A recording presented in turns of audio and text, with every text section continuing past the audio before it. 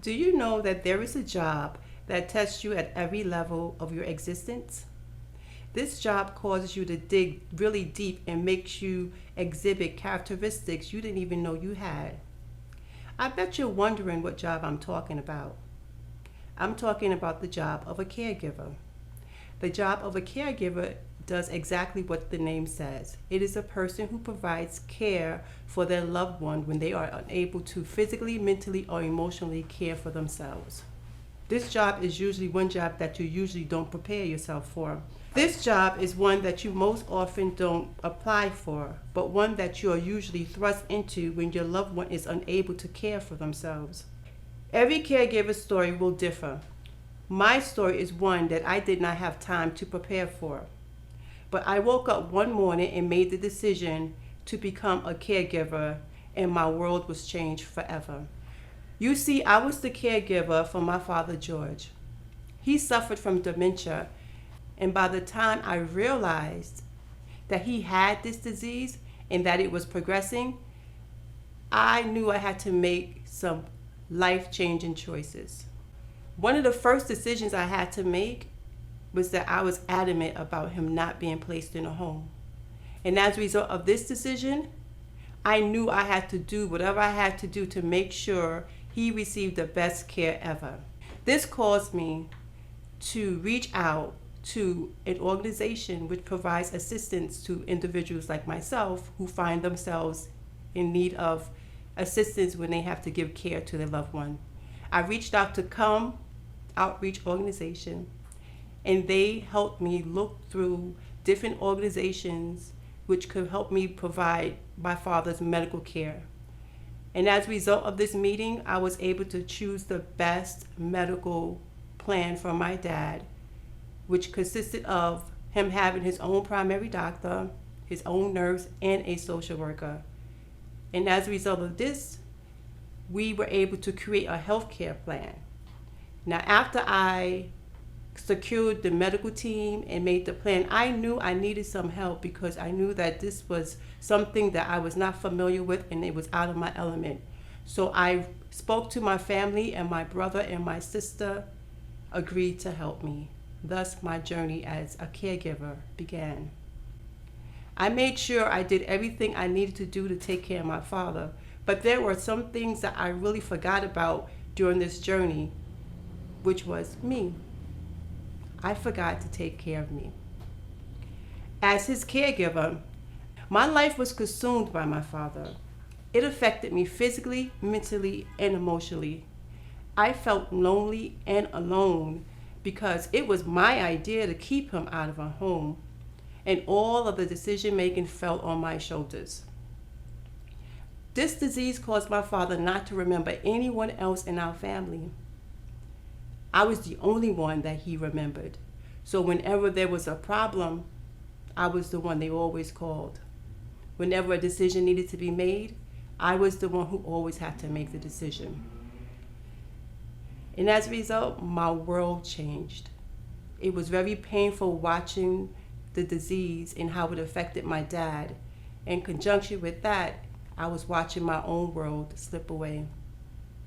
I lost myself while caring for my dad, and I didn't share that hurt with my family or my close friends. I can hear you ask the question, well, how'd you do it? How come you didn't have a breakdown? Well, I can honestly say the only reason why I did not have a breakdown is because my faith sustained me. I prayed a lot, and with the help of this fabulous medical team we had in place, I was able to give my father the best care until he passed away over 7 years ago. If I had to do it all over again, I would do it in a heartbeat. In closing, caregivers are very important people with a very challenging job. They play a vital role in the well-being and care of their loved ones, which is why it is really important for you as a caregiver to take care of yourself. Caring for someone else is very stressful. And we all know the complications that stress can bring into our lives if we leave it unchecked. As a matter of fact, There is so much research out there about caregivers and the amount of stress that they are under as a result of taking care of their loved ones. And because a lot of times we don't care for ourselves, we neglect ourselves and we neglect our health. And this is something that we should not do. The research shows that caregivers suffer from a lot of stress. They also have a high risk of developing heart disease. They suffer from depression a lot of time because of all of the conflicting emotions that they are experiencing. And sometimes the caregiver ends up passing away before the loved one that they are providing care for. This makes it very important for caregivers to really evaluate themselves in their situation and to take care of themselves. So based upon my journey, there are some things I think that you should do as a caregiver that will help you. Some of these things I did, and quite a few of them I did not do. The first thing I would definitely recommend is for you to trust your intuition. If you feel that something is not right, investigate it. The next thing you should do is to get help. Go online and research for organizations that can assist you with your current situation. There are so many organizations out there that are willing and ready and able to give you the assistance that you need. And after you have met with these individuals, the next thing you need to do is to create your plan of attack. How are you going to care for your loved ones? Who are you going to need? And what responsibilities will you have or you will divide amongst your team, because you can't do it by yourself. After you have your team in place, the next thing I would advise you to do is make sure you take care of yourself, because this journey that you're on is sometimes short and sometimes it could be long term.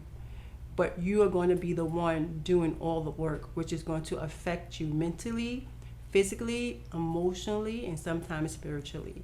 So you need to make sure that you have all of the resources in place, and then so you can take care of yourself.